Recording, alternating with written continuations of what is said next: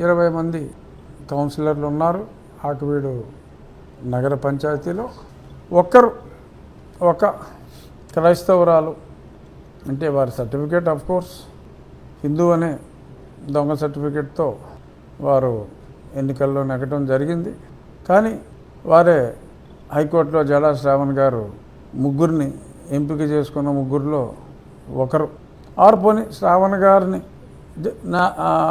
లాయర్గా ఎంపిక చేసుకున్న ముగ్గురిలో ఒకరు, వైసే వర్స. సో కాబట్టి ఆవిడ తప్ప మిగిలిన అందరూ, అంటే 13 మంది వైఎస్ఆర్ కాంగ్రెస్ పార్టీకి చెందిన సభ్యులుంటే చైర్పర్సన్ కూడా ఆ పార్టీకి సంబంధించిన సభ్యురాలే. అయినప్పటికీ కూడా ఈ ఒక్క క్రిస్టియన్ మహిళ గారు తప్ప మిగిలిన అందరూ మతాలకు అతీతంగా, పార్టీలకు అతీతంగా రామాలయాన్ని, ఎందుకంటే నీ మతాన్ని నువ్వు ప్రేమించు, ఇతరుల మతాన్ని నువ్వు గౌరవించు అనే ఒక చక్కటి సాంప్రదాయాన్ని, రాజ్యాంగ స్ఫూర్తిని అనుసరించి మా ఆకివీడులో కౌన్సిలర్లు అందరూ కూడా చక్కగా దీనికి మద్దతు ఇవ్వడం జరిగింది. 20కి 19 మంది మద్దతు అంటే అది అసాధారణం.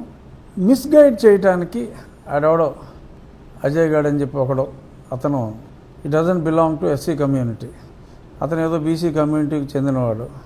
అలాగే ఇంకా చాలామంది మిస్గైడ్ చేస్తున్నారు. ఎందుకంటే చర్చిని వ్యాపారంగా మలుచుకున్న వాళ్ళు వాళ్ళ వ్యాపారానికి దెబ్బ పడుతుందని చెప్పి టార్గెట్ అమాయకులైన మరి చాలామందిని టార్గెట్ చేస్తున్నారు. అది ఆ వ్యాపారం దెబ్బతింటుందేమో, దశంభాగాలకి దెబ్బ పడుతుందన్న ఒక భయంతో ఈ నాన్ షెడ్యూల్ కాస్ట్ పాస్టర్స్ కొద్దిమంది చాలా ఎక్కువగా, ఇస్మాయిల్ అని ఒకడున్నాడు ఇక్కడ, మరి అతను ముస్లిము. సో అతనికి ఈ రిజర్వేషన్లో ఎటు తిరిగి అప్లికబుల్ కాదు.